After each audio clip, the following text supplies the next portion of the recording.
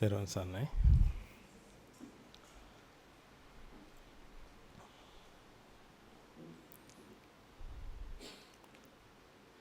When you practice the dhamma,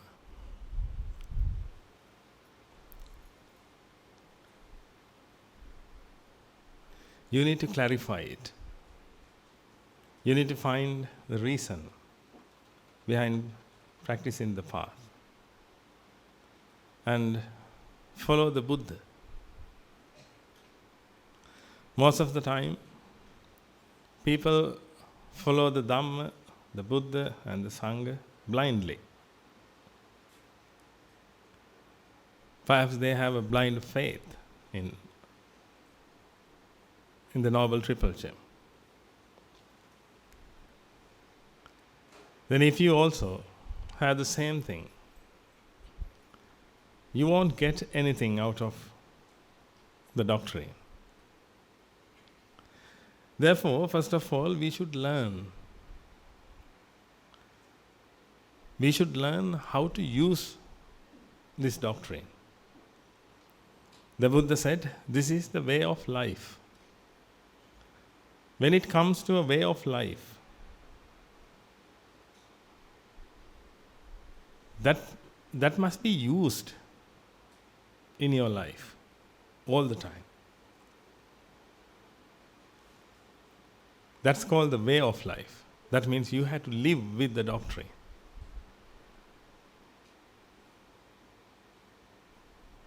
You have to use the doctrine in your life. Whenever you think, you have to use the doctrine. Whenever you talk, you have to use the doctrine. Whenever you act, you have to use the doctrine. That means whenever the mind makes decisions, the mind has to use the doctrine. If the mind can't use the doctrine,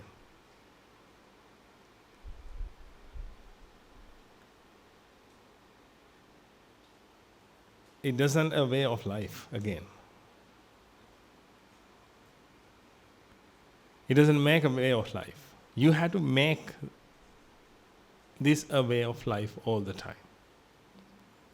That means you have to seek refuge in the Buddha all the time.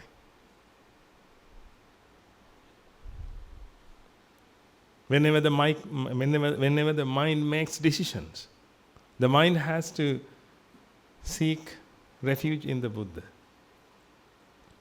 Otherwise, the mind will seek refuge in the Mara.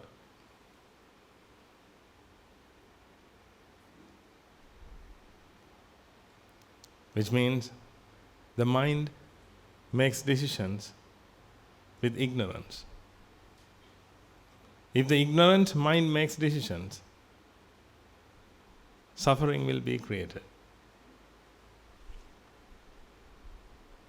Therefore, if you really want to practice the path, you have to use the Dhamma all the time.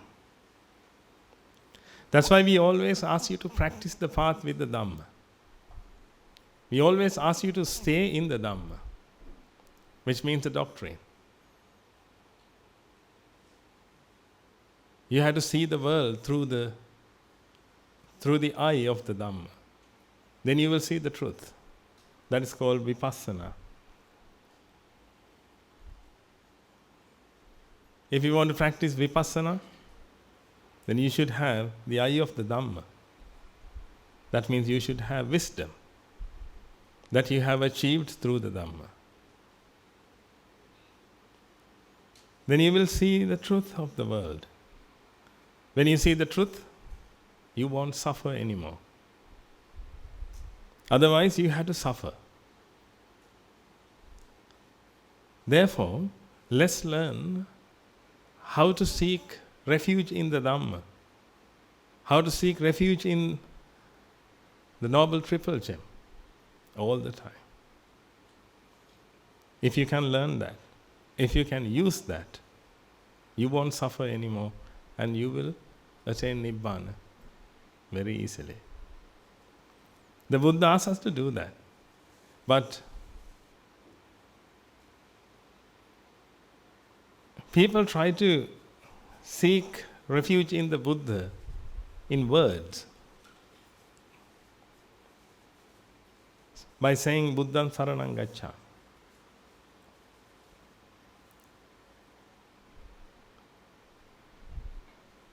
But if you take the meaning of that, to take refuge in the Buddha, you have to apply it. You have to apply into your mind whenever the mind makes decisions. You have to apply the dhamma into your mind whenever the mind makes decisions. Otherwise, you will see false things in the world, like subject, object. When you listen to this sermon, perhaps you feel yourself, you perceive your existence.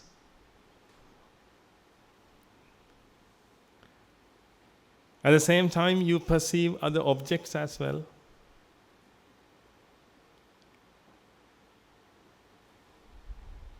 Therefore, you think that subjects exist and objects exist. Then you try to deal with objects by becoming a subject. Therefore, you believe your existence, and you think that you live and others also live with you, and you live in a world full of beings.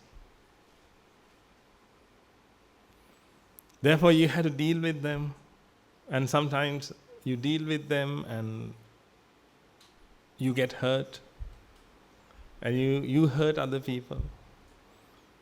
Then you think that you hurt other people, and you suffer because of that.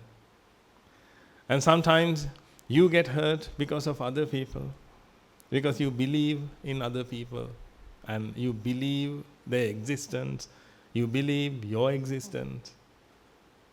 You can't come out of this, because you don't know how to seek refuge in the Buddha.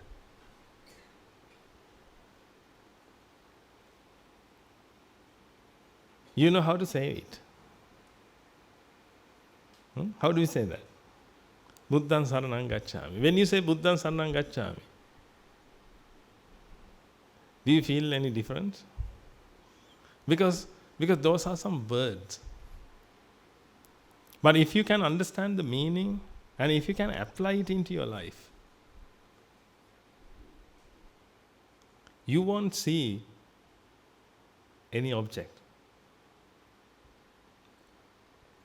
You won't see any subject. Then if you don't perceive any subject or object, then you won't suffer, because it doesn't exist. Subjects don't exist. Perhaps you don't believe that. Objects don't exist.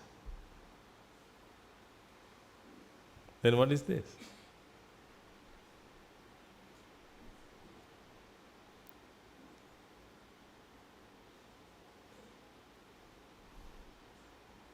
How do you know that this is an object? Can you see? Can you see this object? What can you see?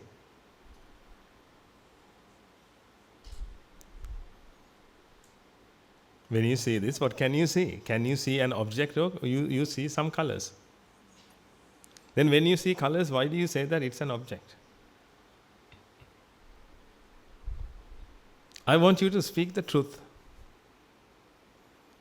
Can we speak the truth? Okay, what can you see? A human being? A monk?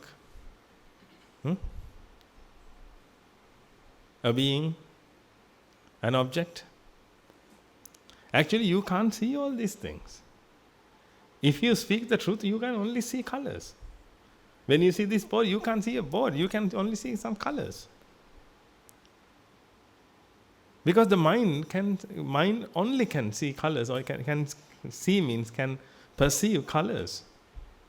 Therefore, whenever you see this, you see only colors.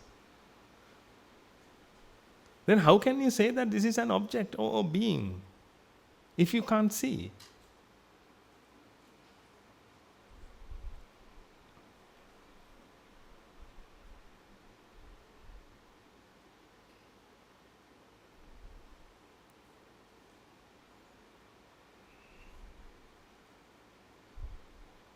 That means you think.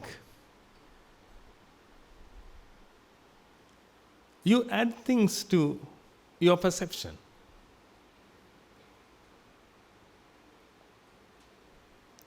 Whenever you see something, then you create something out of those colors. You create. The mind creates it. The mind creates and the mind interprets it. That's how you see beings. Otherwise, how can you say that this is a being? What can you see and how can you prove it? Perhaps I'm shaking my hand, I'm waving. Is that the reason? But when I wave my hand, you can only see colors. Now you can see colors here. Now you can see those colors here. Look at this. No? Have you seen a hand? You can only see colors. You see colors here, white color and brown, near to this edge, ash color. Now you can see a distance. You can see some distance from here to here. Therefore, the mind perceives that this hand moves because the mind has created that. A hand. Otherwise, you can't see a hand, and you didn't see a hand. The mind perceived some colors,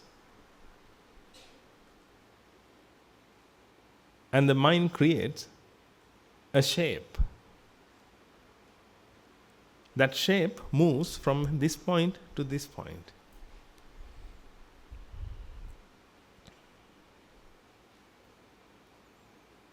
But if you speak the truth, if you tell the truth, you haven't seen anything but some colors.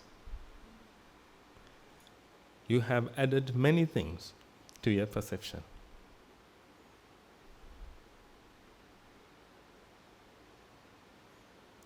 When you see your child, you add things to it. Otherwise, you will only see some colors when you see your child. How do you know that? She is your daughter.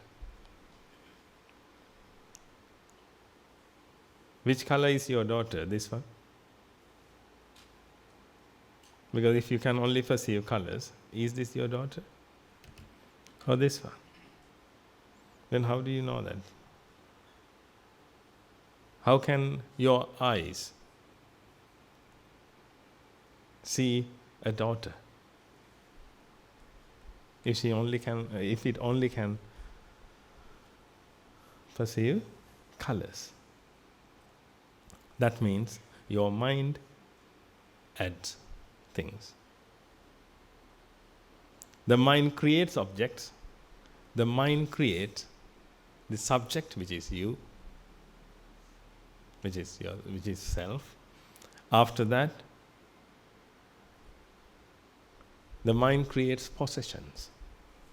The mind creates those things, ladies and gentlemen. Because of those possessions, you always suffer. Because you don't, if a mother dies, it's not a problem for you. But if your mother dies, now problem comes. Now you can see because of that possession, you always suffer. A child and your child. A house and your house. A car and your car. In that case, you can see the mind creates objects as well as possessions. Because the mind creates the subject as well. When mind creates object, at the same time it creates the subject. When the subject is created, possessions also are created.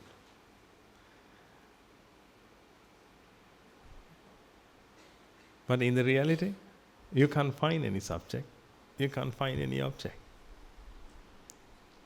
Only seeing occurs.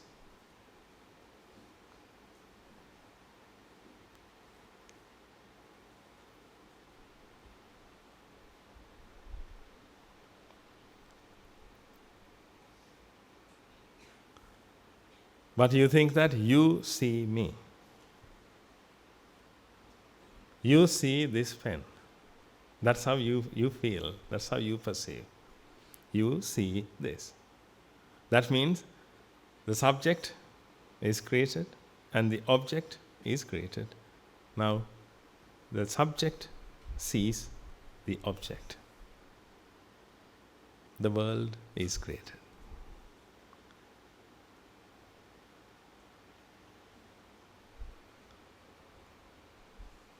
In order to create the world, you need a subject and an object as well as an action.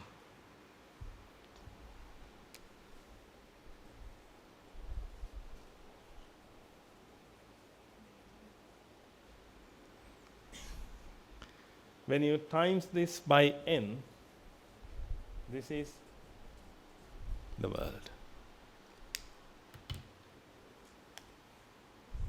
If you want to define the world, this is the world.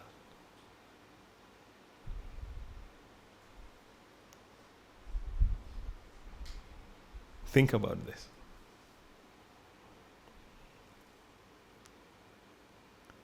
If you have a world within you, this is how you have created it. The mind has created it. Otherwise,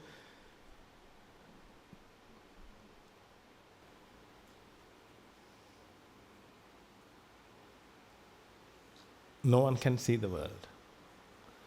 If you want to see the world, you have to create the world. The world is within you. It depends on your decisions. It depends on ignorance and wisdom. When a wise mind makes decisions, the wise mind can't see any subjects or objects or the world. But the ignorant mind always perceives subjects, objects, and actions and the world. Therefore, when you see the world through an ignorant mind, you always see a world.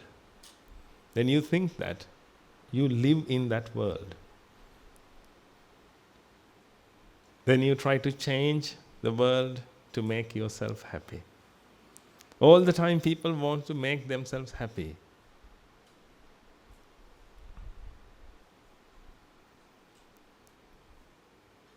But they don't know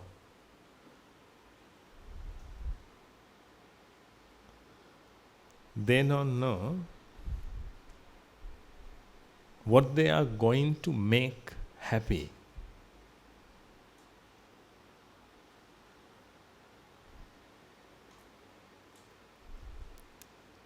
Because they believe in subjects. But if subjects don't exist, how can you make something that doesn't exist happy? If you want to make yourself happy, first of all you have to think, or you have to find out about yourself.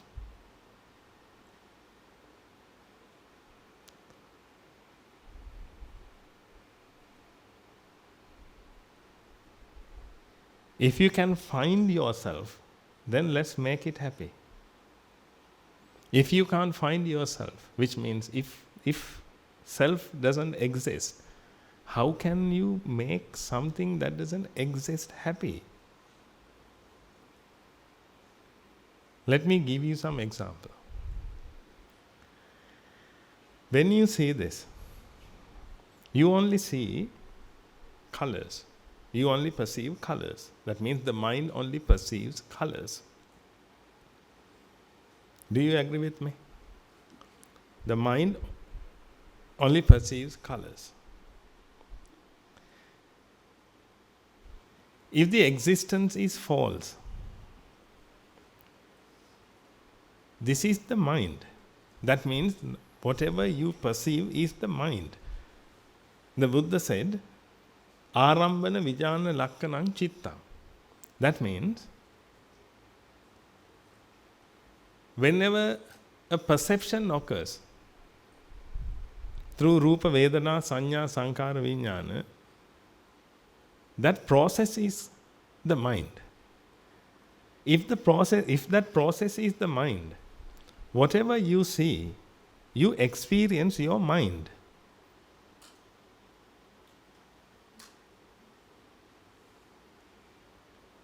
When you see this red color, you experience your mind.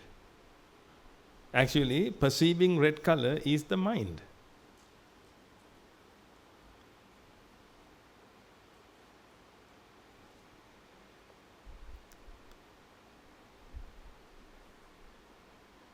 If you want to see your mind, let me show you. This is your mind. This is your mind means, actually this is you.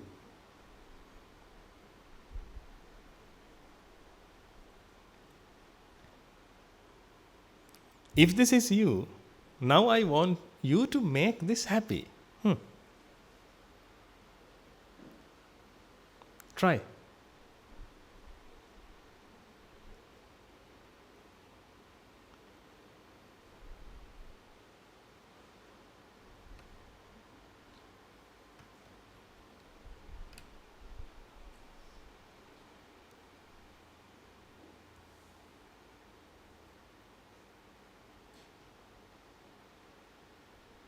You have been taught that everybody wants to be happy and we have to do something to make ourselves happy. That's how we have been taught.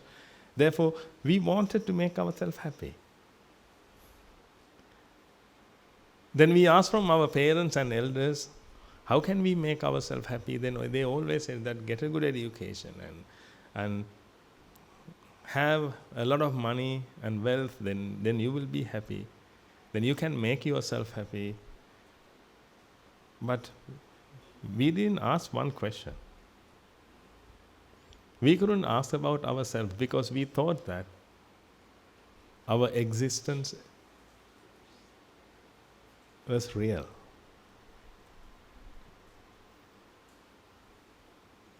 We didn't have any question about that.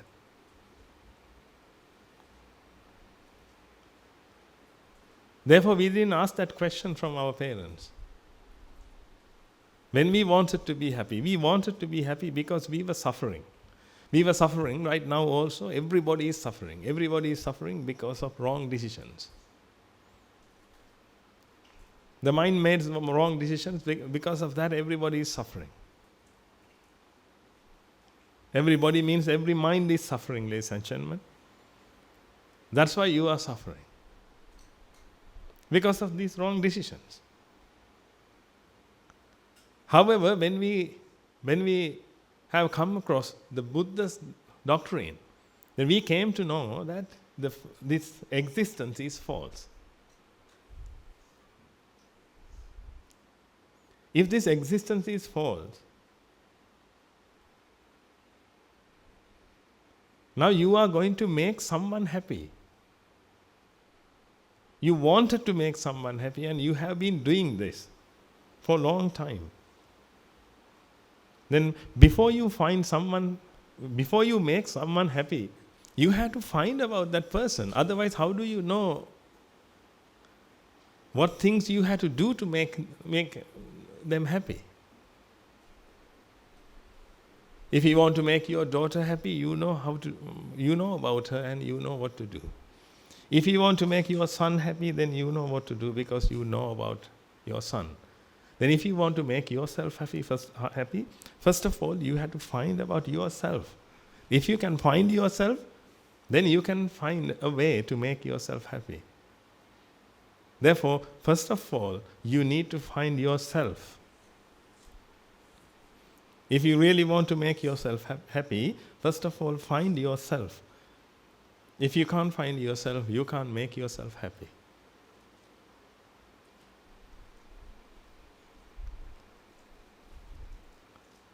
But you always perceive yourself. You always perceive yourself, therefore you try to make that self happy. But it's only a perception. But we need to find the reality first.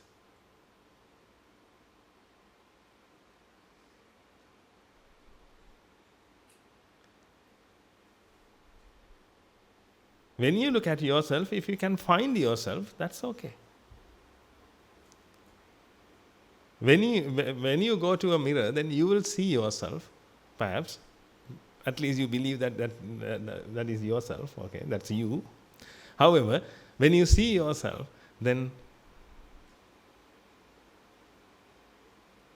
what is the truth behind that? Can you see yourself?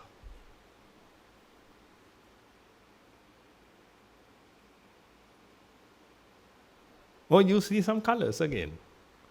When you see colors, how do you know that it is you?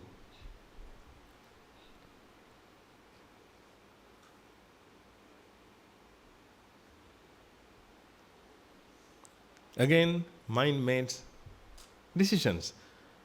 Let's see whether it's wrong or correct. Let's see. But the mind makes decisions. Because the mind can't see anything, but mind has to make some decisions and mind has to interpret it. When the mind interprets something, then the mind uses its knowledge. That's why the Buddha said, if the mind is ignorant, everything will go wrong. When you make a decision, you always use your knowledge. Likewise, when the mind makes decisions, the mind always uses its knowledge. If it has wrong knowledge, that wrong knowledge is used and creates wrong decisions, makes wrong decisions. Because of that, you feel your existence. At the same time, you feel other objects as well. Objects means beings and objects.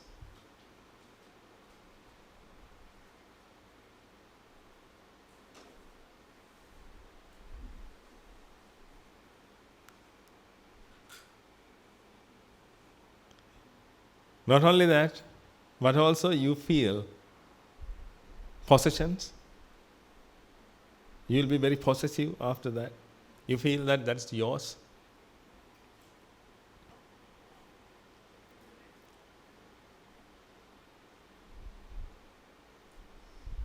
Then you suffer. Then you are vexed. Then you try to come out of vexation.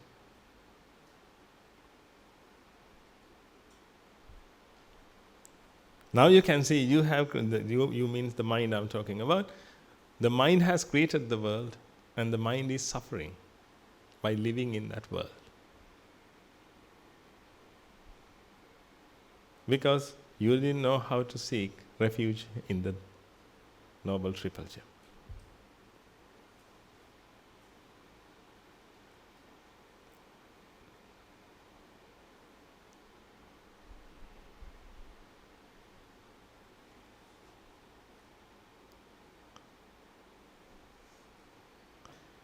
Whenever you see an object,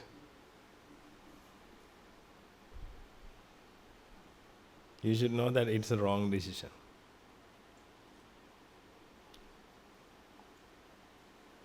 If this is not an object, what is it?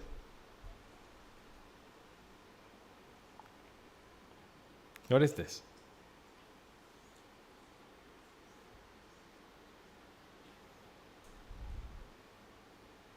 Think about what you see.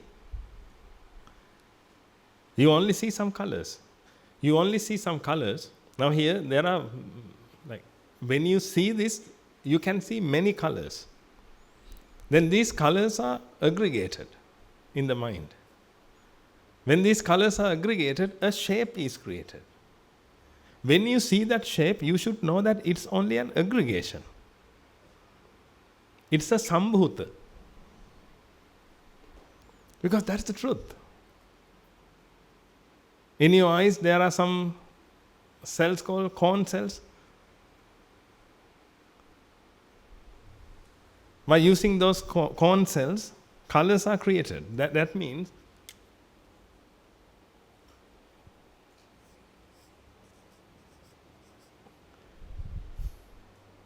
by using this corn cell,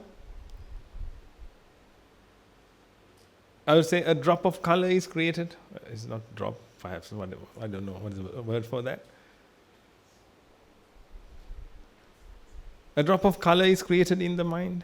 Then, by using this, another drop is created, another bit, and another bit, another bit, another bit.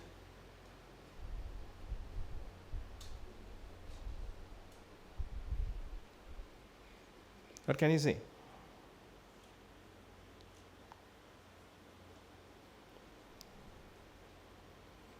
These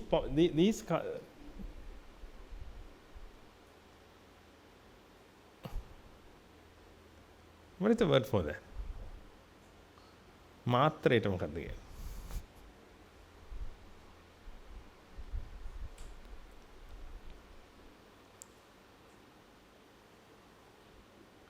This bit, what is the word for that?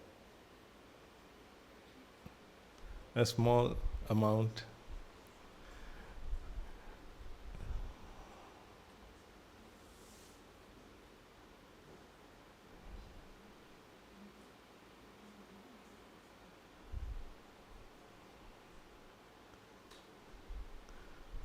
Okay, let me use a drop, okay? But it's not a drop. Dot? Okay, let's use dot then. Then,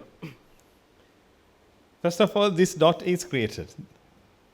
And again, another one, another one, another one. Then all the dots are aggregated and a shape is created. What is this shape?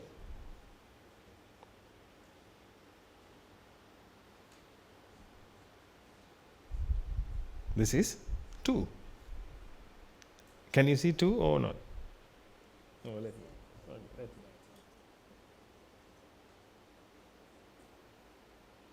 Can you see 2? Yeah. What about this? Now can you see 2? Then what about this? Can you see 2? Now here, when you see this, you will, here I wrote by using some pigments. In this pen, there are color pigments. Then I use those pigments and create dots here. Then color dots are created in your mind. When color dots are gathered, or when color dots aggregate in the mind, then a shape is created. When you see this shape, you should understand that this is only an aggregation. This is not an object.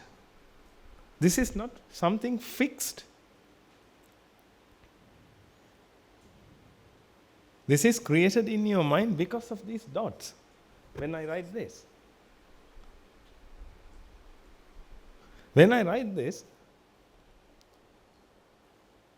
this shape is created in your mind because of these dots.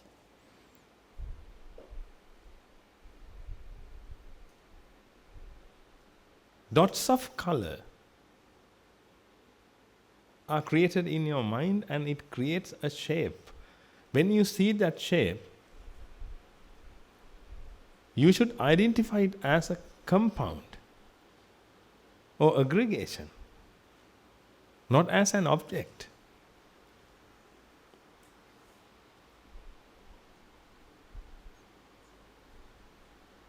But the mind always makes decisions with ignorance. Because the mind doesn't know the truth of the world. Mind doesn't know about anicca, dukkha, anatta. The mind knows nicca, sukha, atta. When the mind knows nicca, sukha, atta, it makes decisions with that knowledge. Therefore, whenever the mind sees this, the mind believes that it's an object, it's fixed and unique.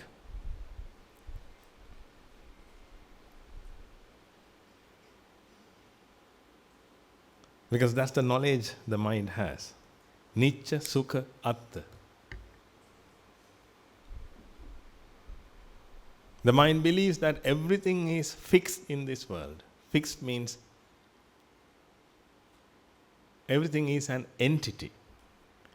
When you see this, you see some colors. You only see some colors. But you perceive two. You perceive two as a fixed entity.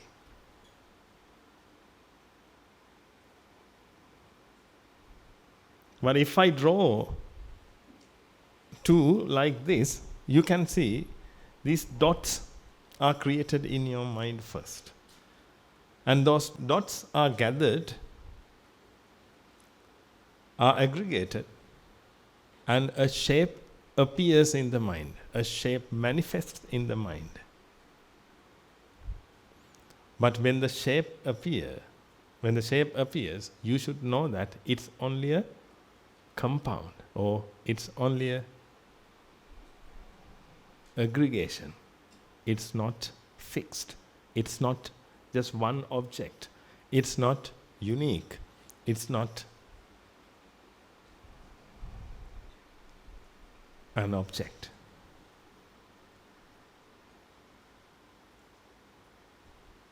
Apply anicca, dukkha, anatta into this, then you will see the truth. But if you apply nicca, sukha, atta into this, then you will see what you see now. You will perceive what you perceive now. When you apply anicca, dukkha, anatta into this, then you will perceive an aggregation. But if you apply nicca, sukha, atta into this, you will see a robe, perhaps a being, some fixed thing. That's how you see fixed things, ladies and gentlemen. Actually, you can't see any fixed thing. You only see some colors, an aggregation of colors, then finally a shape appears. Or if you don't know the truth, then the mind perceives it as an object. That's how you see objects.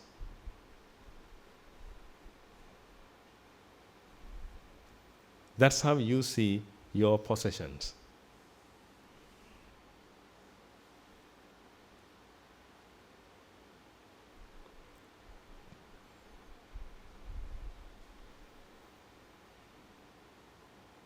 Now you can see the reason behind your suffering.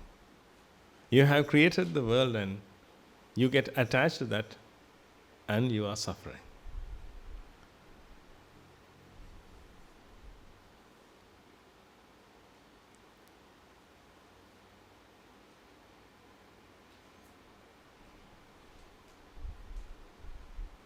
Then if you want to seek refuge in the Buddha and the Dhamma and the Sangha, you have to apply the truth whenever the mind makes decisions.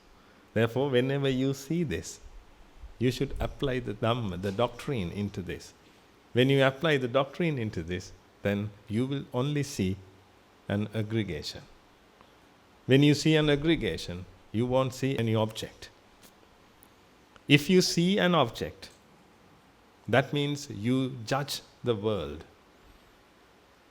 According to Jesus Christ, don't judge, or you shall be judged. Then when you judge the world by making an object, the subject is also created. That's you. You can't judge the world. Because the world is the same. When you judge the world, you see illusions. This two, fixed two, is an illusion. Because this is not fixed. But if you see the number 2, which is fixed object, which is a fixed object, you see an illusion. You judge an illusion. Because of that, you too will be judged. Therefore, you feel your existence. That's how you feel your existence as well as objects.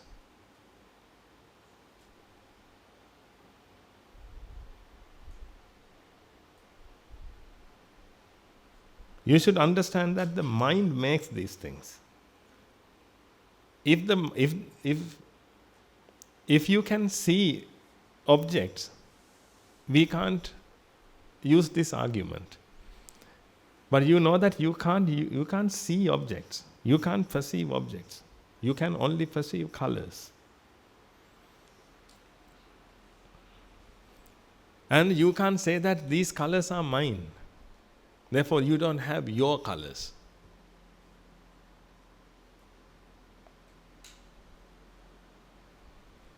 You don't have your colors, but you have your cars. You don't have your colors, but you have your family. If you can only perceive colors, how can you make a family out of it?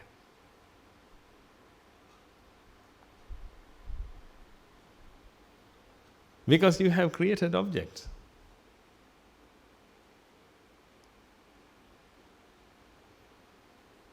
When you create objects, the mind creates subjects as well. That is yourself. That's how the self is created. First of all, the mind creates an object. Because the mind is ignorant. The mind believes that the world is Nicca Sukha Atta.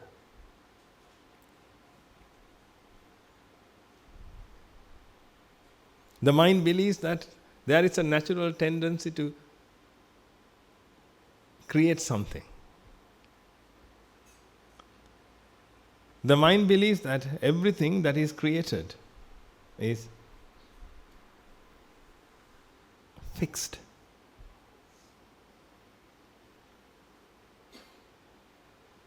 And everything is special, unique. When the mind believes that, whatever it perceives, it applies its knowledge into that. Therefore, whatever the mind perceives, then that knowledge is applied.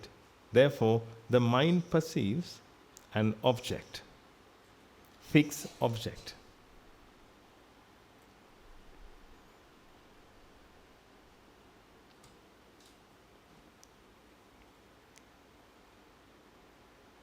Therefore, whenever you see something,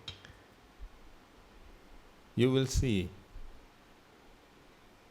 Whenever you see something, if you see objects, at the same time you will perceive yourself. If you see a being here, you will feel yourself as well. You will perceive yourself. That's why when I'm talking to you, you are listening to me.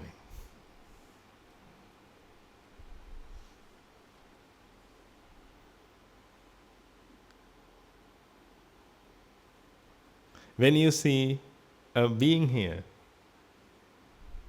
you will perceive yourself over there.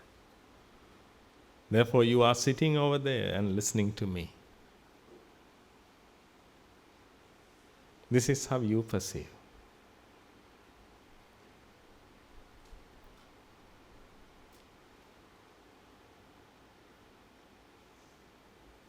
If we talk about your eyes can't perceive beings. Your eyes can only perceive colors.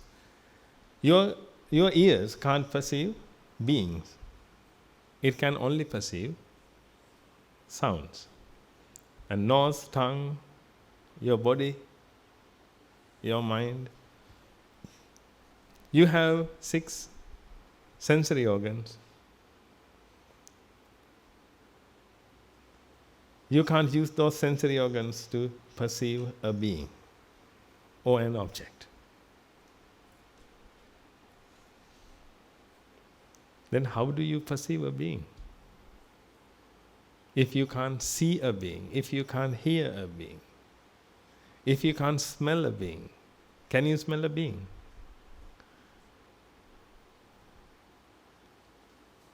Can you taste a being? Can you touch a being? Then how can you know that beings exist? Try to understand that, ladies and gentlemen. Like you believe it 100%. You don't have any question about that.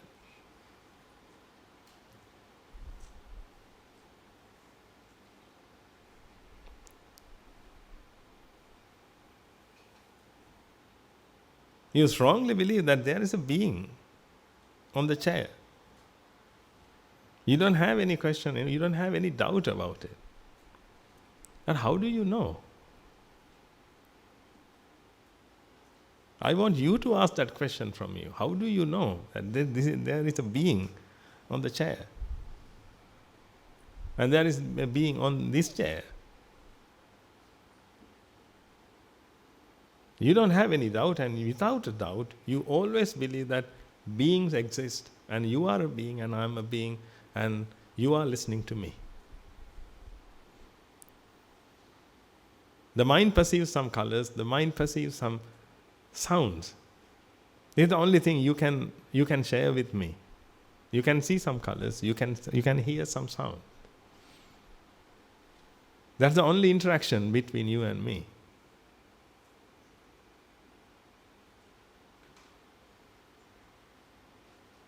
But how did you see a being? Without a doubt. Can you imagine how ignorant your mind is? Without a doubt. If you have a doubt,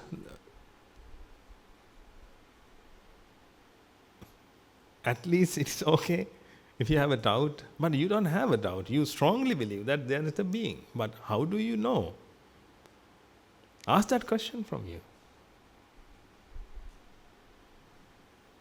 Then try to find the truth.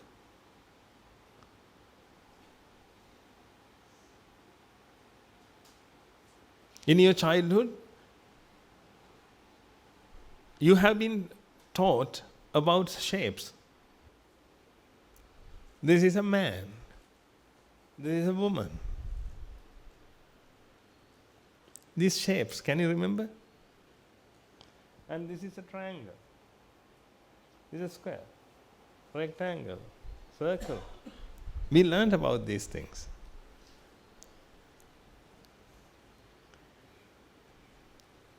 We learned about these things, therefore we can identify these things. When these dots of colors are aggregated in the mind, a shape is created, then the mind can identify that shape with its memory. Because we know that this is a circle, or perhaps this is 0, and this is 2. We learnt about these shapes. Therefore, when a shape appears in the mind can identify it. But that's not a problem. But that's how you identify these things. But in your childhood, when you see this shape, your teacher taught you that this is 2. At that time also, you saw fix two, this two as a fixed object. You didn't see that aggregation. You only saw a number that is fixed. Then the teacher named it and you learnt it. Therefore now you know that this is 2. In your childhood, you knew that this is fixed and its name is 2. Now also, you know this is fixed and it's 2.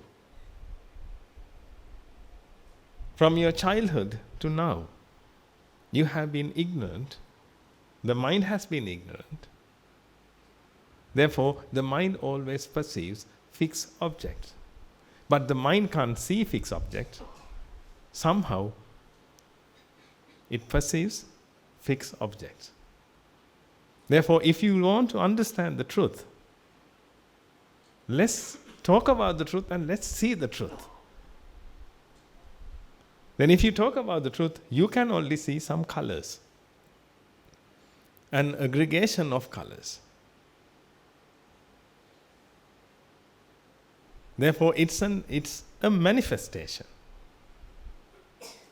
This is not a fixed object. You can't find anything fixed in the world. Everything is an aggregation.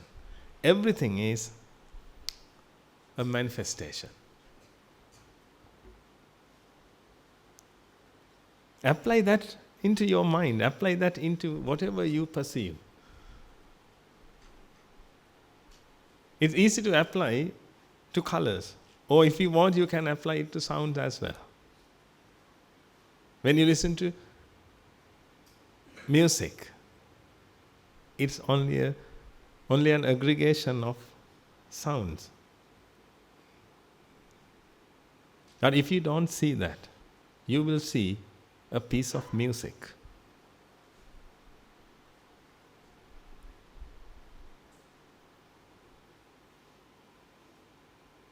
Again, you will see an object. When I say objects, I mean something fixed.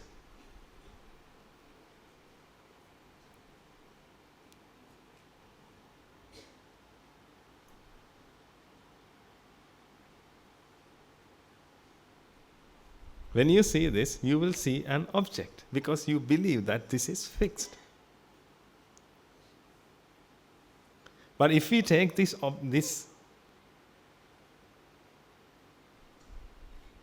what is this then, if it is not an object? I will use object, that word again, okay?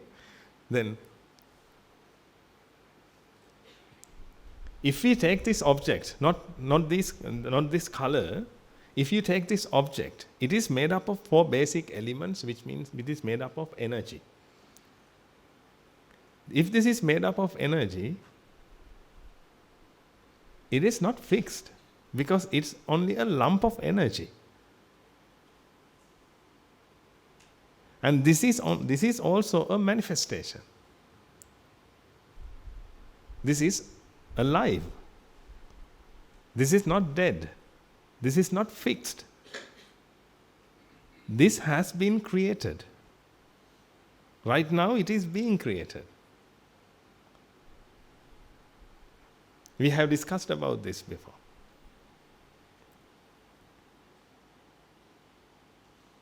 Then if you see these colors are also alive. Right now it is created in the mind.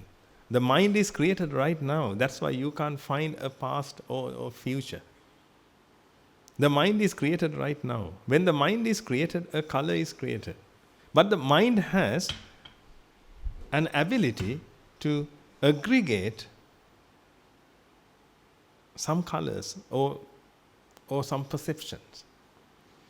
That's why you see a dot of color, again another one, and another one, then finally you will see a lot of dots.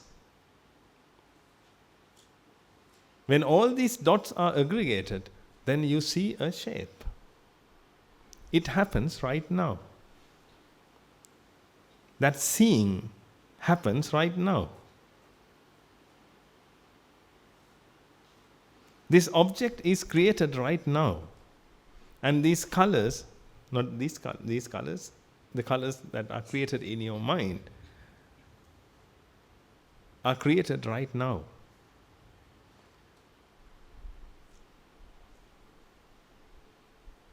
Therefore, whatever happens, that happens right now. That's why you can't find the past. You can't find the future. It happens right now. Therefore, when you see something, those colors are created in the mind right now, and it is interpreted right now. The mind uses its knowledge to interpret it, and the mind perceives objects. If the mind is ignorant, if the mind is wise, the mind sees aggregation.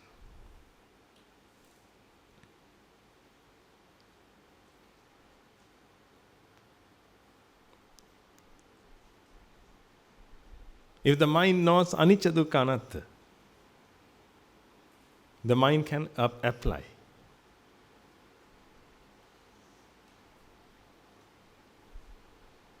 Let's practice this. I draw something, try to see an aggregation, not an object.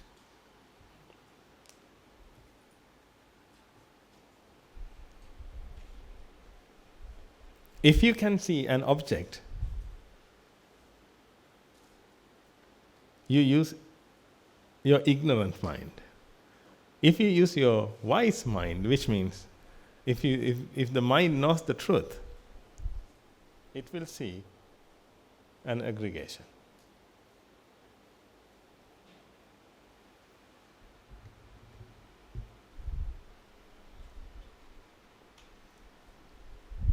Look at this as well. Try to see the aggregation. If it is an aggregation, you can't say that it's an object. It's only an aggregation. It's a manifestation.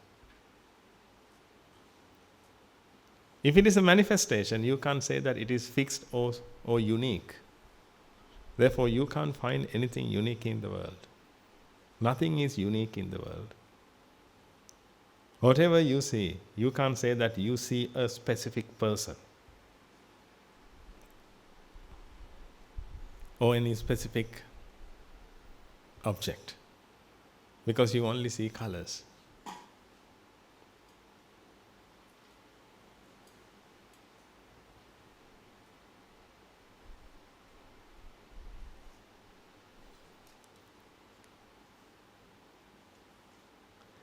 Then if you can't see objects, you can't see or you can't perceive a subject as well. Then what exists in the world? What exists in the world? What does exist?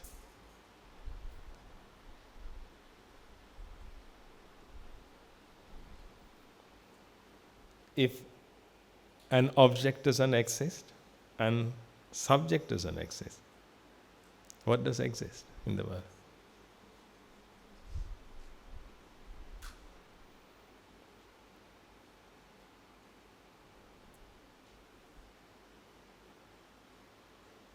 What does exist?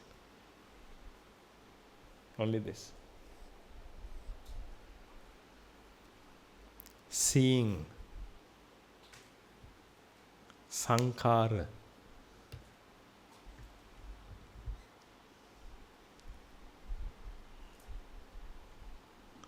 Seeing occurs.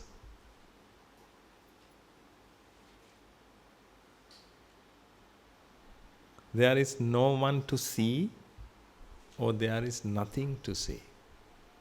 But seeing occurs.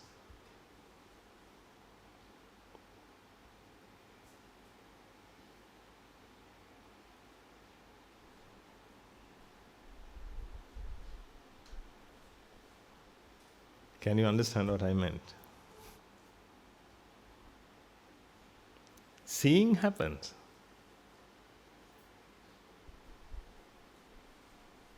But there is nothing to see. There is no one to see. Or there is nothing to be seen, if I say so.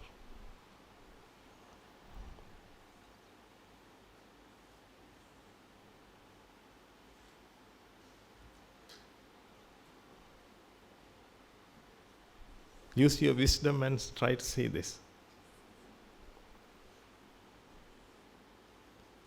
Seeing occurs. But you think that you are seeing.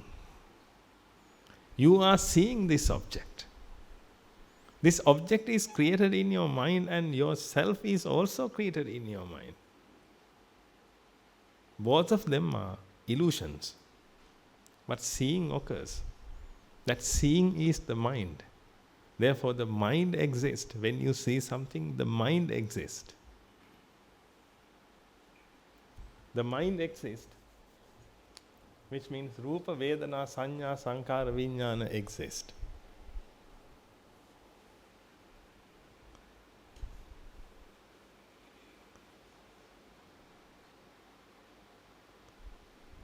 This color is created, and it is notified, it is identified, and finally it is perceived. That means the perception of this color happens.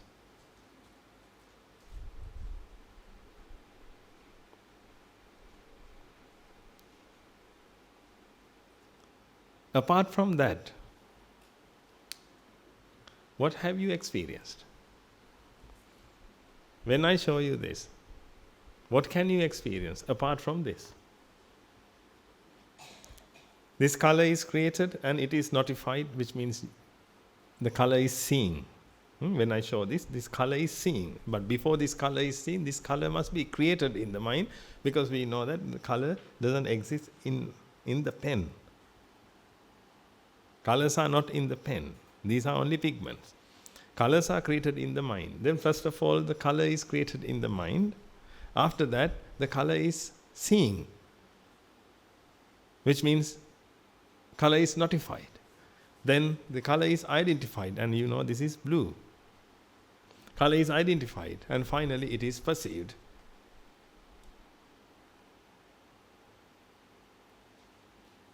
Apart from that, what have you experienced?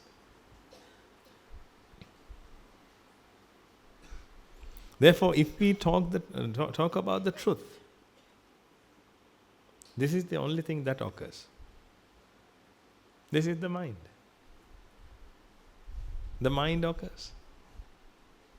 Because the mind is a process, it's not an object. Therefore, I can say the mind occurs, the mind happens.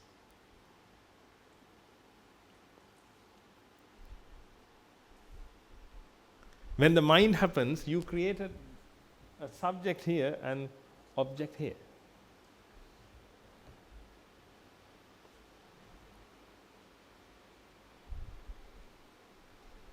These are mind-made illusions. I am not saying that everything is an illusion. This happens.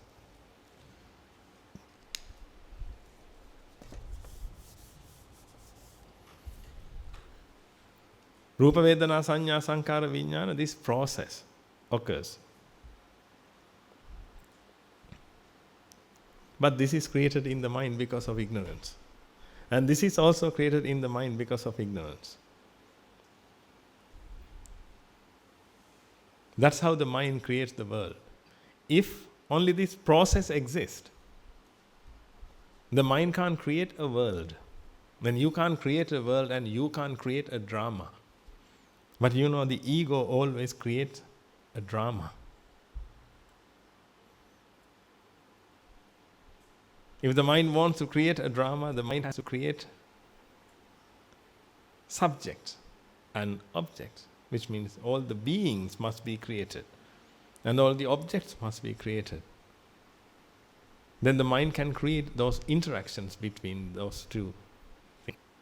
This is how the drama is created in your life. But if only this process occurs, you don't have any drama. Experience is experienced, that's it. Because this is an experience. This experience is experienced. That's the only thing that occurs in the world, that happens in the world.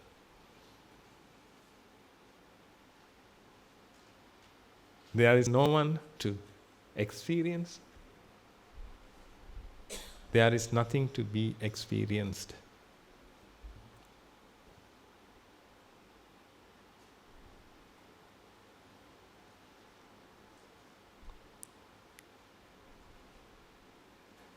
I am not saying that everything is created in the mind. This is something that is made up of energy. This exists. But this is also not fixed, but this exists. This exists, but you can't perceive these things.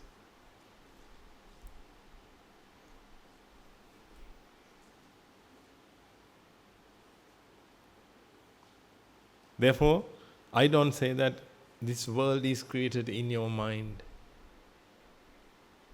I don't say that. The mountains, oceans and everything is created in your mind. No. That is energy. Energy exists. And this is a lump of energy. And it is created right now. And it is being created. It is active and it is being created. This is not fixed. We should apply anicca dukkha anatta into this as well. When I say this, I'm not talking about the thing that you see. Whatever exists here, it can't be seen or it can't be perceived by the mind. Apart from this, some colors are perceived, sounds are perceived. These things are created in the mind. Therefore, whenever we talk about colors or sound or taste or touch, these things are created in the mind. Then whatever you perceive is created in the mind.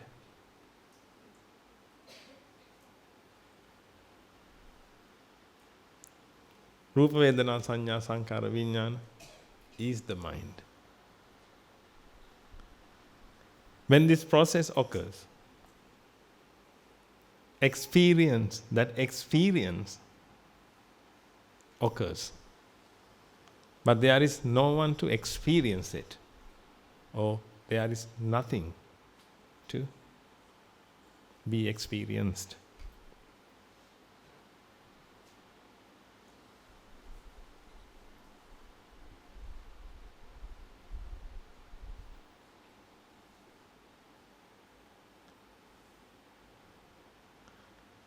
When this process happens, we don't need anything to be experienced.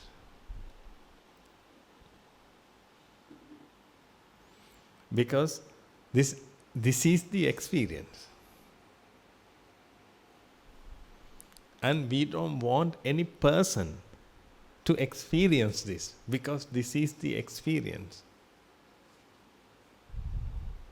This is the perception.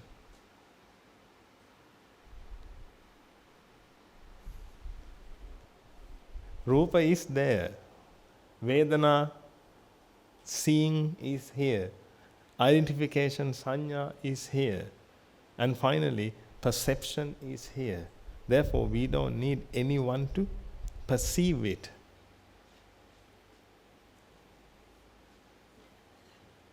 Because that perception occurs in this process.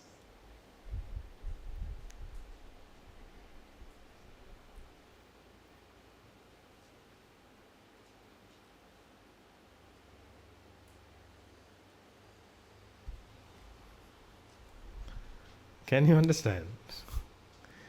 That perception occurs here. Therefore, we don't have to create a person to perceive this, because perception happens. Or experience is experienced now. We don't have to create another person to experience this. We don't have to create another object to be experienced.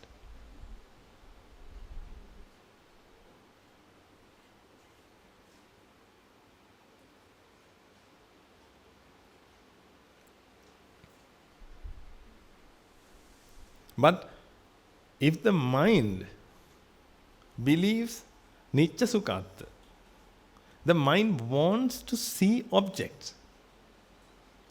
If the mind believes that everything is fixed in the world, and if the mind believes that fixed things exist,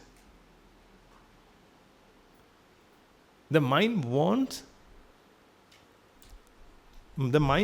to perceive something fixed. That's why the mind adds something extra. When you see this, you see only colors, but you can't stop yourself. You have to add something extra to identify it. Otherwise you feel like empty, and you feel like you couldn't understand it fully.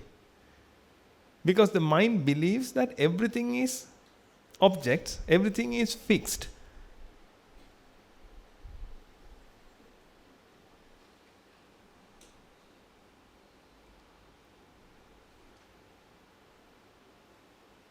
Therefore, the mind wants to add something into this. That's why the mind always thinks that this is an object. It doesn't have any argument. Anyway, mind adds something into this and identify it. Because of its belief. That's why the Buddha asks us to purify our knowledge. The Buddha asks us to understand the truth. When we understand the truth, the mind always applies the truth into this. When the mind perceives some colors and a shape manifests in the mind, then the mind will be okay with that. But right now, if the mind is ignorant, the mind wants to perceive fixed objects. Whenever the mind sees these things, this is not enough. Therefore, the mind adds something else and perceives objects.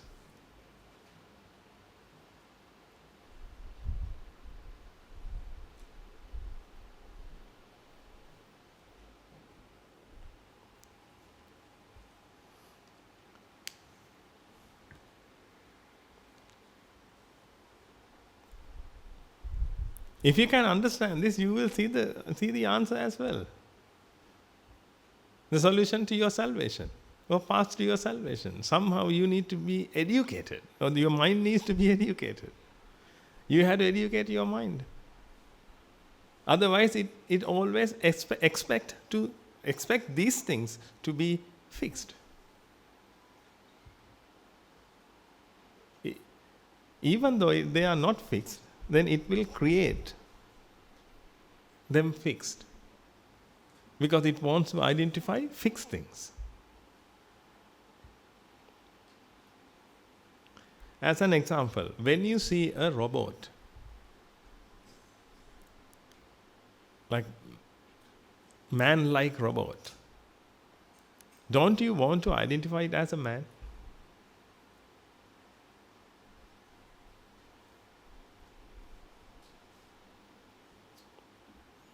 Because the mind believes that if someone has this shape, this should be a man.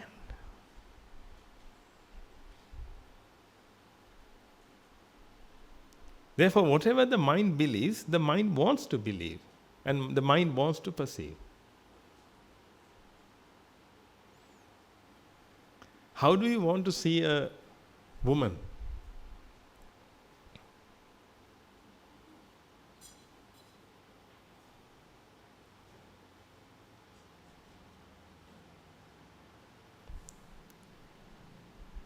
In your knowledge, there are some facts about a woman. Then when you see a woman, you try to find those facts in that body. If you can't find those facts,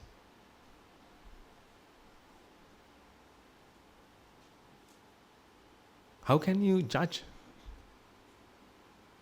At that time you struggle. You struggle to identify that person, whether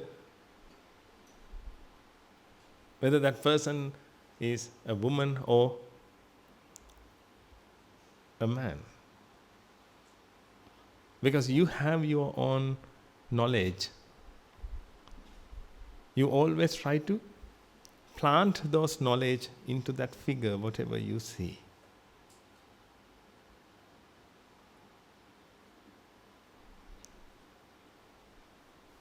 When the mind has knowledge, the mind wants to see that knowledge in its perception.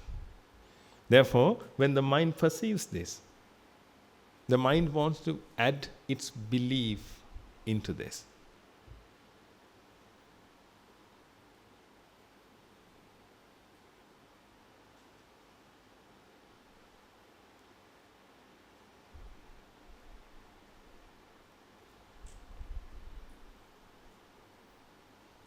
If a man dresses like a woman, how will you identify him? As a man or a woman? Can you identify that person as a man if he comes with, if he dressed himself with as a woman? Can you identify a man? No. Whenever you see those facts or figures or some those dresses, and then you will identify a woman. You can't identify a man because of your knowledge. The mind always uses its knowledge to identify things. The mind wants to fix those things with its knowledge. Therefore, whatever you see, you can't see the truth. You will only see according to your knowledge.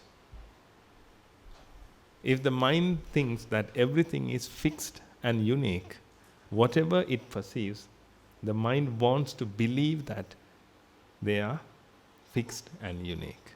That's why when you see these colors, you make it an object and make it fixed and unique, and you see a human being here. Not only that, you want to make it even unique, and you make a Guru Tero here.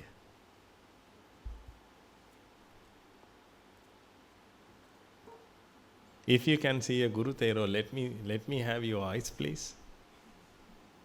Because your eyes is unique and special, because you can see beings. No, but you believe in beings. You believe in fixed things. Therefore, whatever you see, you want to perceive them as beings and fixed objects. Then if you want to come out of this problem, what should you do? Very simple, ladies and gentlemen, but doing this is not simple, but the solution is very simple. If you can see the truth, or if you can see the problem, then you can see the answer very easily.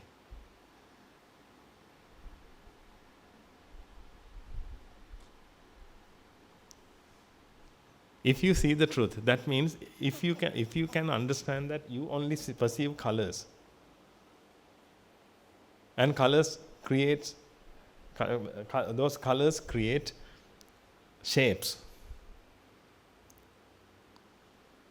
Then when you take a shape, you know that it's only an aggregation of colors. That is the truth. Then if you know that truth, whatever you perceive apart from that should be an illusion. That illusion is created because of the belief of the mind. When the mind believes that everything is fixed and unique,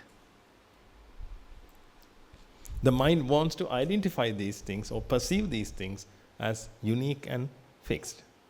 Therefore, without any other reason, the mind wants to see these things as fixed and unique objects.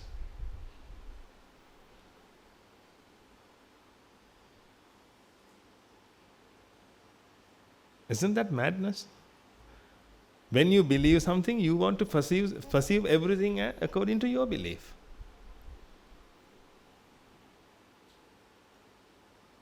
Normally you do that. You have seen innocent people. Have you seen innocent people? What about you? Are you innocent? When you see someone's face and you say that, she looks like very innocent. How can you see innocence? Which counsel helped you to do that? To see innocence. You can't see that. But when you see a face, somehow you say that he is innocent or she is innocent.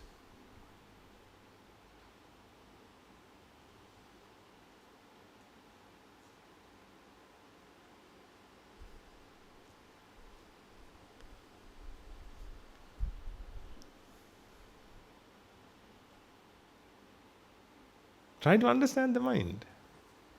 It doesn't say the truth. It can't say the truth. It perceives according to its belief and its knowledge. That's how you see innocent people, and angry people, and bad people, good people, lustful people.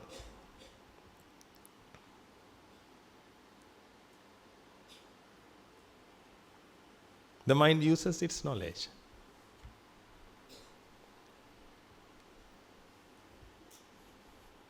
And the mind wants to identify them according to its knowledge.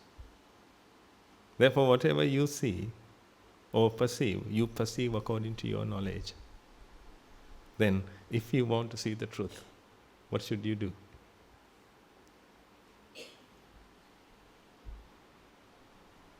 If you have wrong knowledge, what will happen?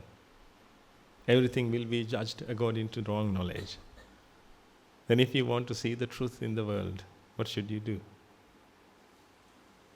Go to Himalayas and sit under a tree and start meditating.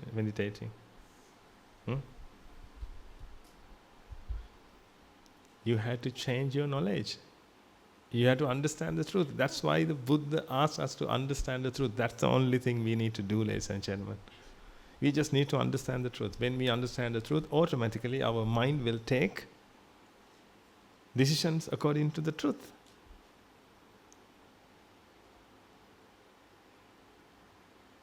That's why the Noble Eightfold Path begins with Samma Ditti. That means you should have correct, I will use that word, correct, but it is not correct.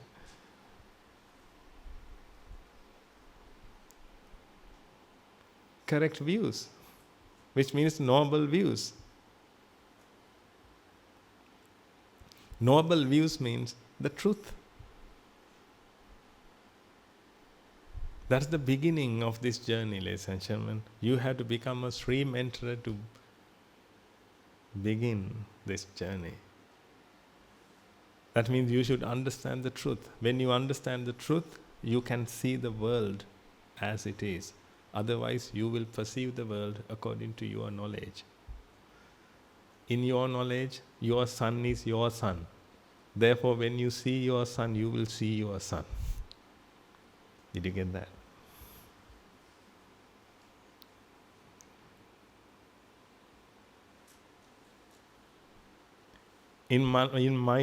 According to my knowledge, your son is not my son. Therefore, when I see your son, I don't see my son.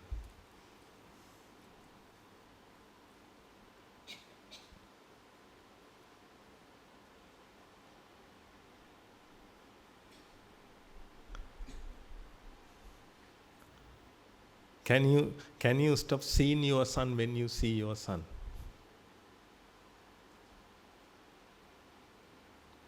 Can you stop seeing Guru Tero when you see this? Because that's your knowledge. But if you can prove to yourself that this is not Guru Tero, this is Panya Saratero. But you have to prove it, and the mind should accept it. After that, the mind perceives this figure as Panya Saratero. Then at that time, you can't stop identifying this as Panya Saratero. You will continuously do it. This is how it is. Therefore, whatever you perceive according to your knowledge. Therefore, if you live with wrong knowledge, you always judge the world wrongly. When you judge the world wrongly, you will be judged wrongly. This process occurs, but you have created two things. That's why you can see, that's how you feel that you are seeing something. Look, you are seeing something. You are seeing a triangle. I am seeing a triangle. But if you see the truth, tell me the truth then. Tell me the truth. Seeing.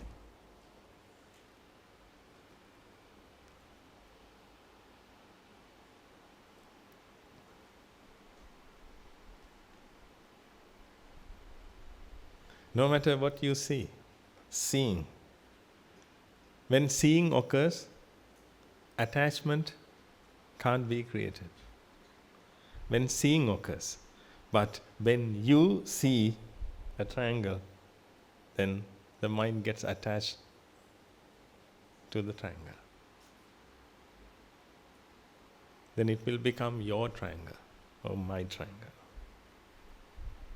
That's how you see your daughter, your son. If only seeing occurs, can you say that seeing is mine? Can you say that seeing is mine? You can't say. You can't say that seeing is mine. But you always say that whatever you have seen, that is yours.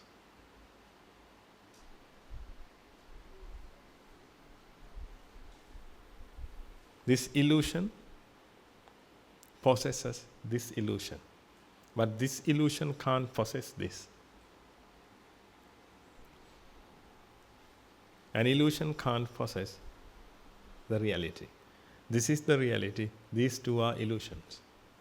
Therefore, this illusion always possesses this illusion. That's why you always say that this car is mine. This house is mine.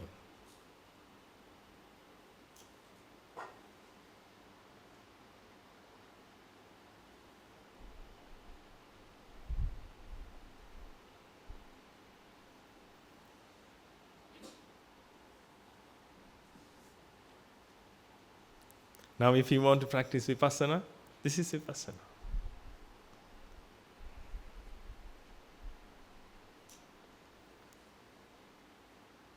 How do you practice Vipassana then?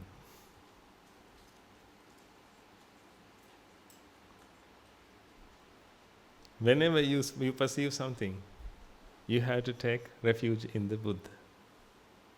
This is how you practice Vipassana. Take refuge in the Buddha all the time.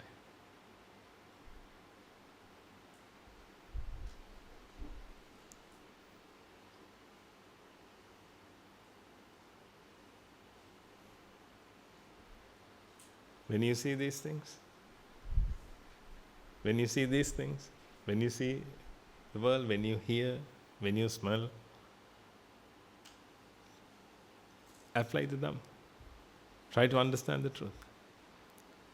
When you understand the truth, you won't see any object. You will eat You will eat something. You will feel the taste, but you won't perceive any object.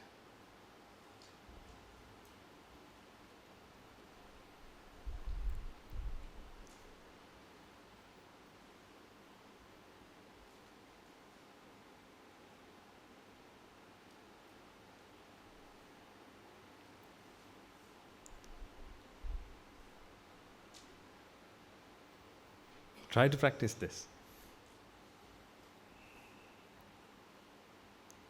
But if you forget to apply the Dhamma, then automatically you will practice the other thing, which is default. It became default, and because you have been practicing the same thing. Nicca Sukhatta. When you apply Nicca Sukhatta, or Nicca Sukhatta you apply defaultly, then you will see objects, and you will perceive the subject, and you will perceive the world. That's why I told you, subject and the action, that is the reality, and the object times n is the world.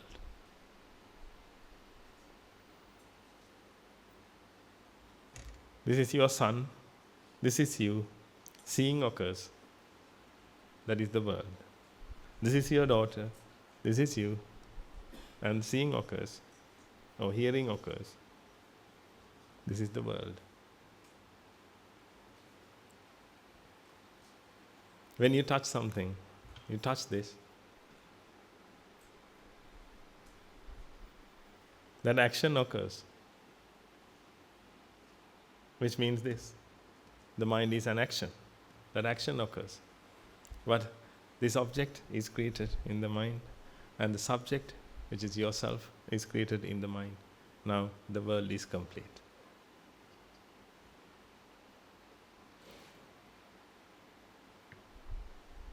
But if you can use the truth, then you won't perceive the subject and the object, only action occurs. Therefore, you won't have any attachment. If the attachment is the problem, this is how you can eradicate the not eradication. This is how you can stop attachment. Attachment is being created. Otherwise, when the process of the mind occurs, attachment is also created in the mind. Then the self gets attached to the object.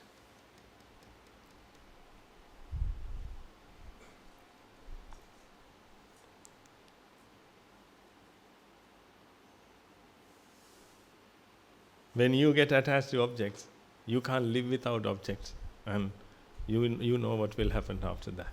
You have experience, you have been experiencing it for infinite eons of samsara.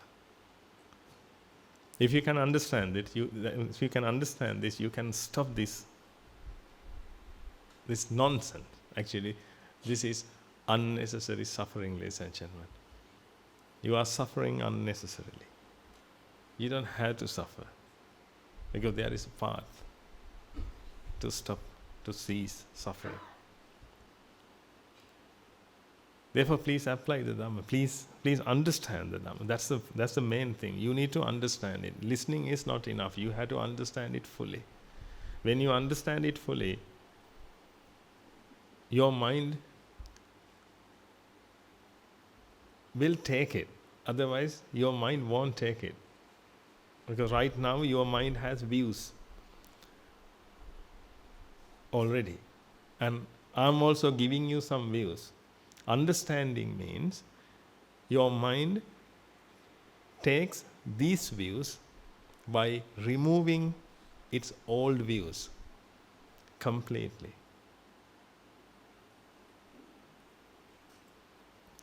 If you think that I'm a bad person, I try to give you some facts, some ideas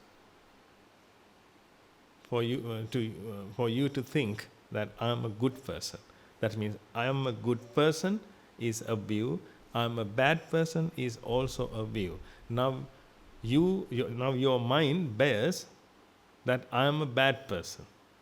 Then I had to do something, I had to give new views to replace completely all views by new views. If the mind can replace it completely, then you will bear new view. You will bear the new view, then that is called understanding.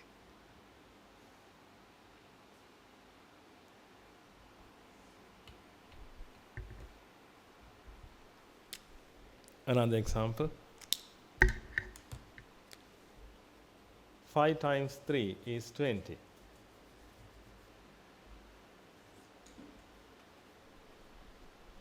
Let's assume that accidentally you got this view. This is also a view. When we memorize times table, this is also, but this is wrong. This is wrong, but let's assume that you got this view. And today, we are going to teach you. And we are going to give you the correct view. Correct view is 15. Then if you can replace 20 with 15 completely, you can apply this in math questions.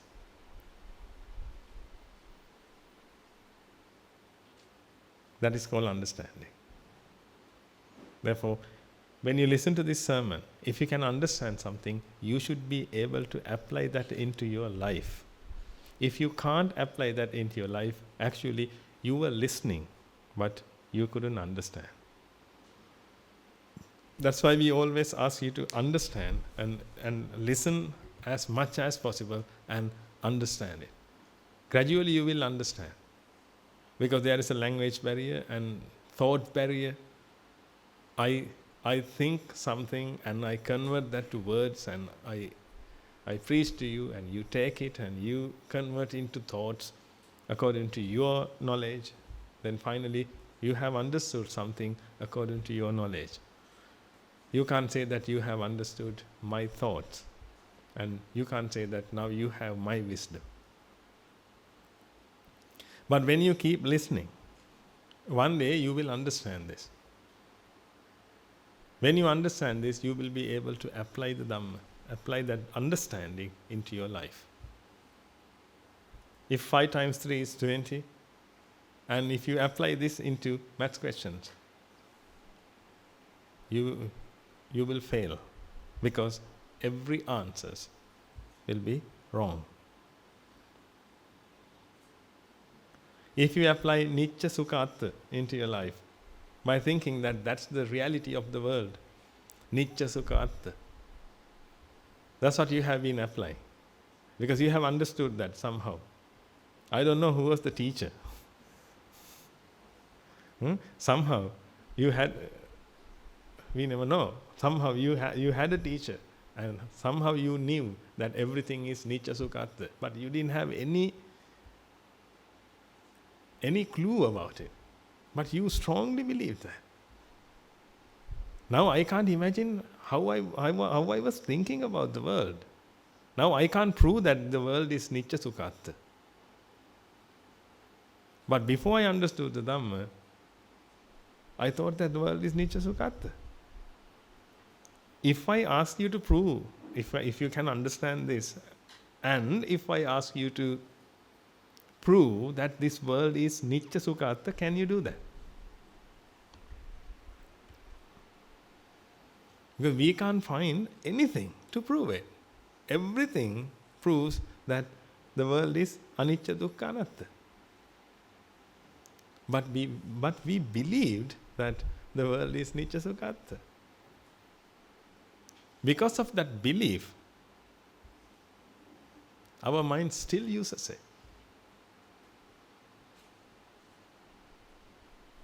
That's why you had to practice mindful awareness. Look, not mindfulness, mindful awareness. You had to be aware about the truth. And the truth must be applied. Your mind should be full with, the mind full with what? The truth. That means you have to stay in the truth. Then gradually you will be the truth. You will be the truth means you will perceive what it is. You won't create. Whenever I say you, I'm not talking about you, I'm talking about the mind. Then you will stop creating illusions.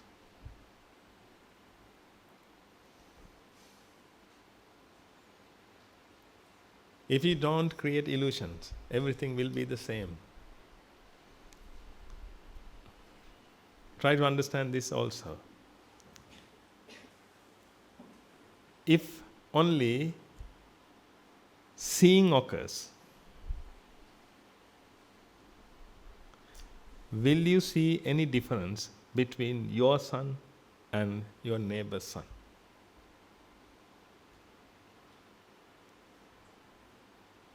Only seeing occurs, not objects. Then you will realize that everything is the same in the world.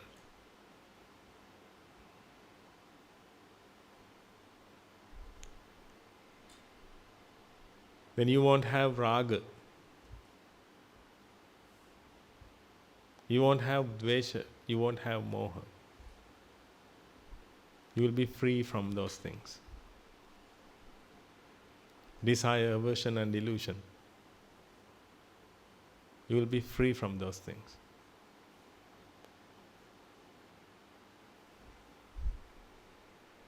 Then subject exists and object exists. Then raga exists. Attachment exists. Aversion exists. And delusion. Therefore, if you can understand the Dhamma, you can eradicate delusion first of all. That means the object isn't created and the subject isn't created. You will perceive the reality. When you perceive the reality, you can't say it is unique. Then you will perceive that everything is the same. Then the mind won't get attached to anything. Your mind will be free from attachment. Your mind will be free from expectation.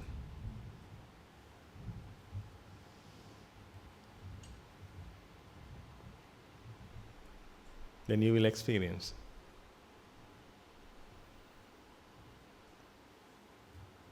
the real mind, serene mind. Therefore, don't try to make yourself happy, ladies and gentlemen, because there is no one to be happy.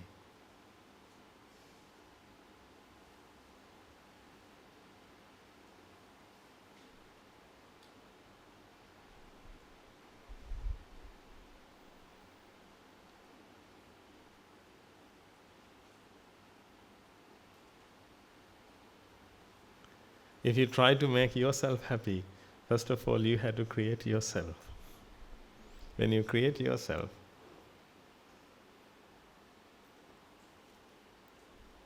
you suffer.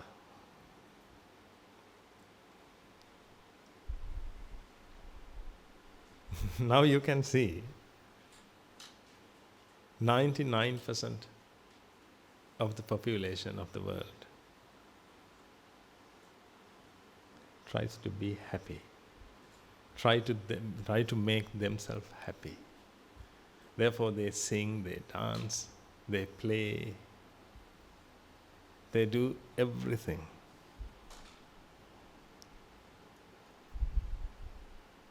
By doing those things, they always create themselves and try to make themselves happy.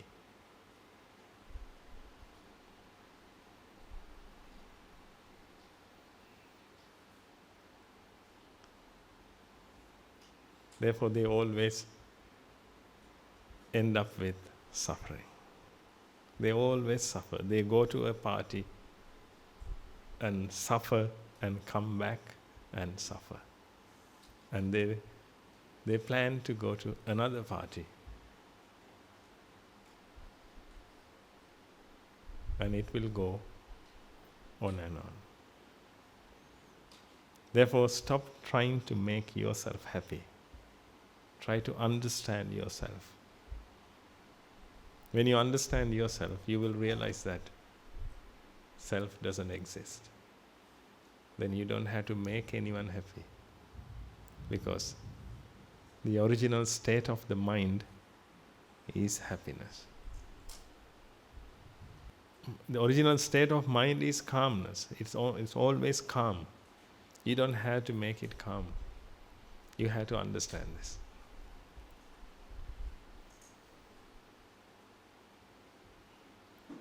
You have to understand the truth. That's the only thing you need to do.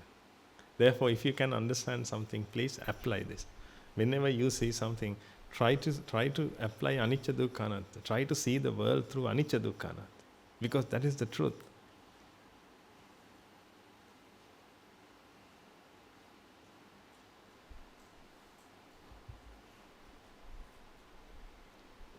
You will see a shape.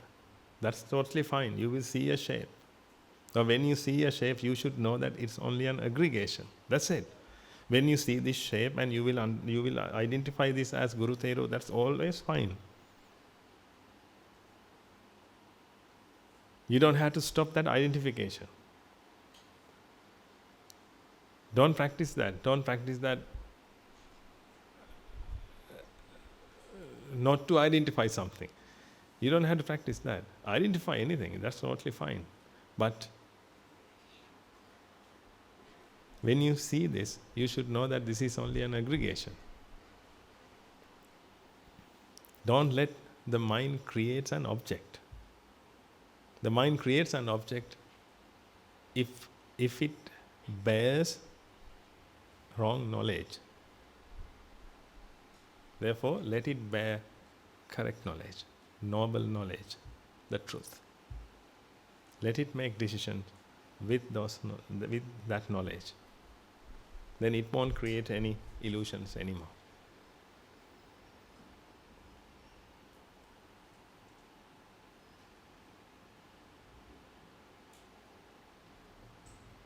Can you practice Vipassana now?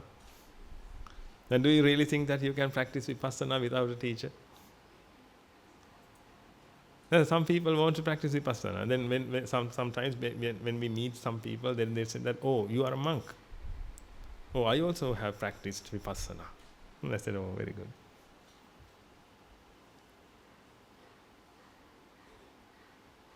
Because there are programs, ladies and gentlemen, to practice Vipassana. You just need to go there and sit down somewhere and close your eyes and start meditating.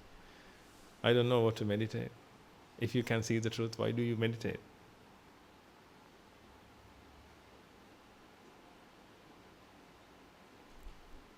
First of all, you have to listen to your teacher. You have to find a teacher. Your merits will help you to find a teacher who have understood the dhamma, who can see the world with the eyes of the dhamma. And when you find that teacher, you need to listen to that teacher. Teacher means you need to listen to that knowledge, the truth of the world. And you have to understand that properly. When you understand that, your mind will be able to apply it. Whenever it makes decisions. This is called Vipassana. Therefore, you have to practice Vipassana while you are living. Right now, you need to apply Vipassana. That's why I told you, you have to seek refuge in the Buddha all the time. And take refuge in the Buddha. The Buddha means your salvation. There are many salvations, but there is only one real salvation. That real salvation is discovered by the Buddha. That's called Nirvana, Nibbana.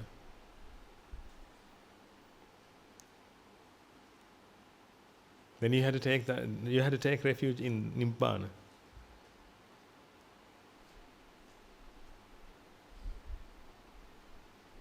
Otherwise your mind will be bana. Bana means attachment. Nibbana means come out of attachment. If the attachment is created, it becomes bana. Attach two things together. What are the two things? Subject and the object. That's why delusion always creates desire and aversion. These two are created delusionally because of ignorance. After that, attachment is created between them.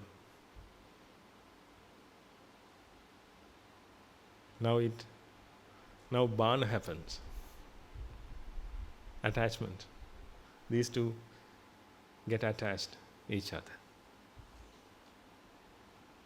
Then this subject can't live without this object.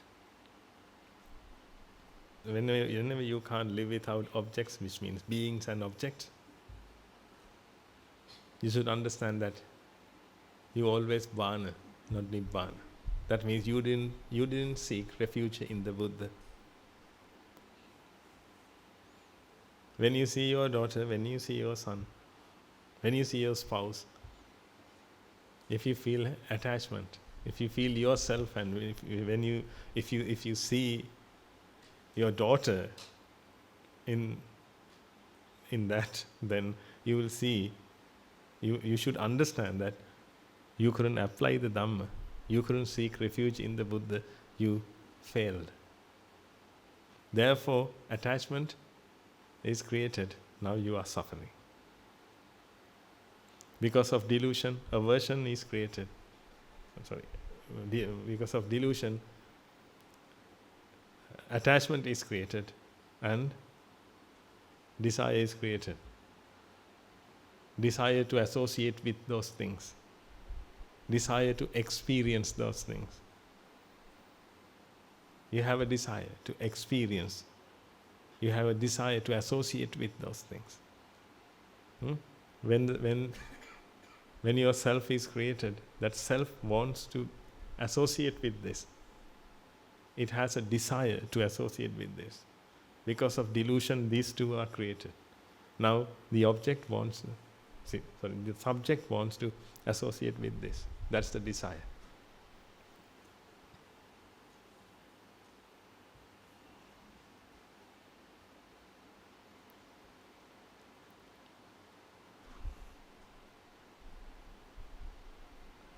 How can you stop suffering, ladies and gentlemen?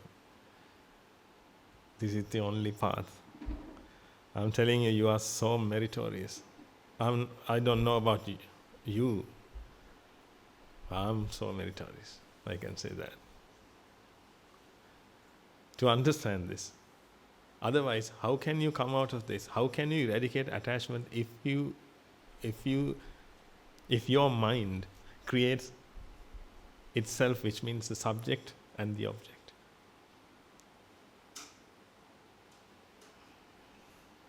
If the mind thinks that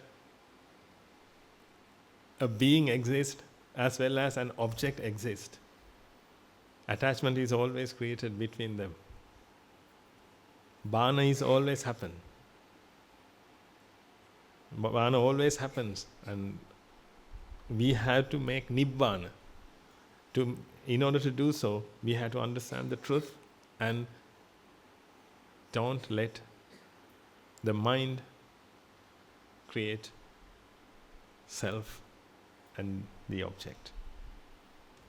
If these two are created, the mind suffers.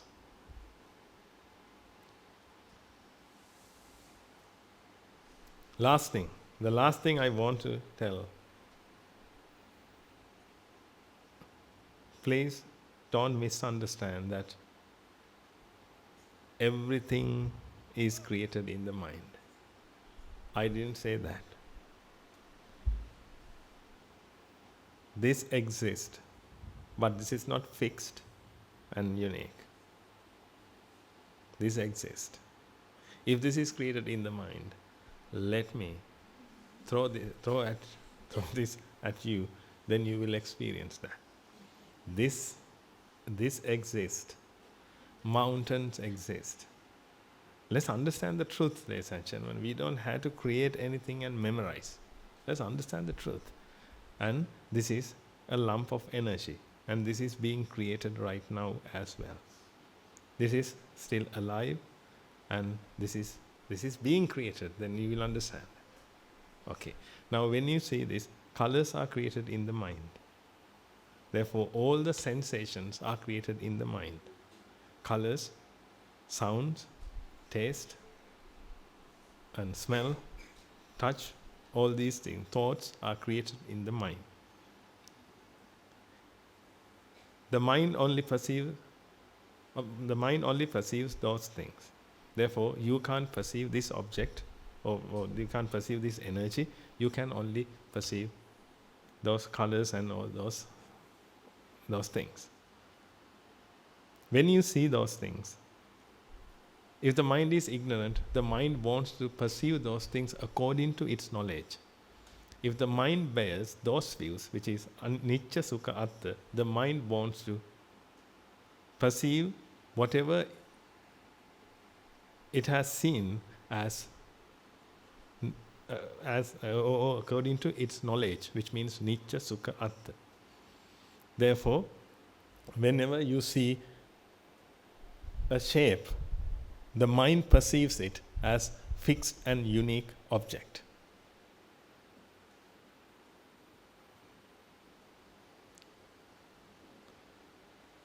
If the mind bears anicca, dukkha, anatta,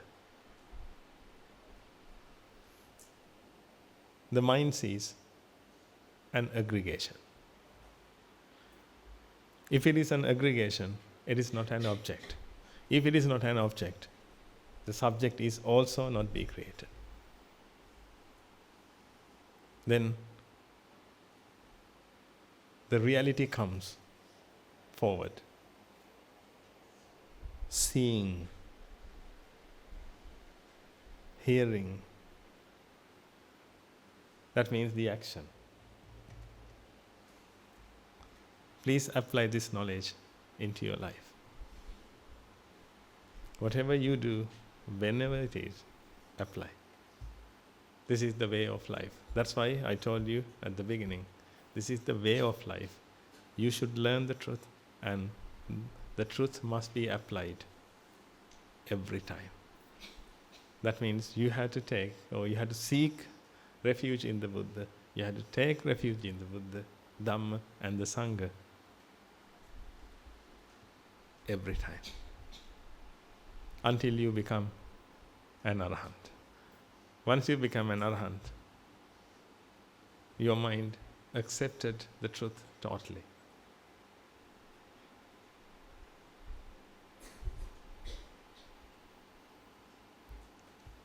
Then you won't suffer anymore. Look, from wrong knowledge to noble knowledge. That's the path. Before you listen to the Dhamma, you accepted wrong knowledge 100%. Then you got a chance to listen to the Dhamma. Then gradually you replace wrong knowledge with noble knowledge. Then finally it becomes wisdom when the mind accepts it completely. Then you will become an arahant. Then you are called an arahant.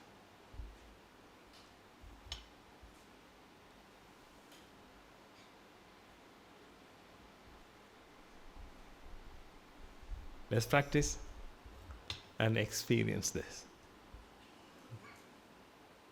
These are wordings.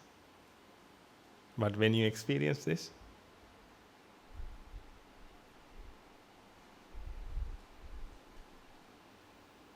you can teach others very well.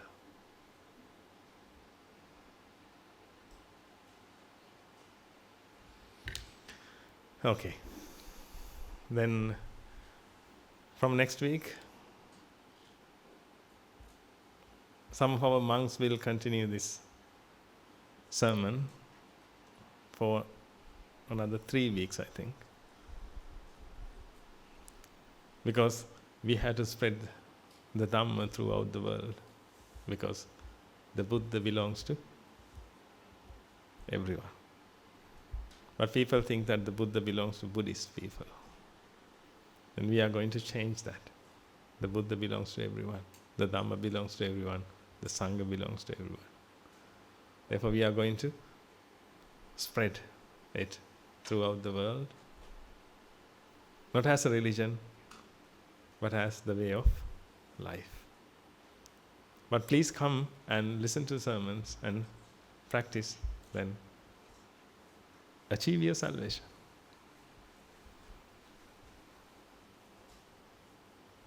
May the blessings of the Noble Triple Gem be with you all.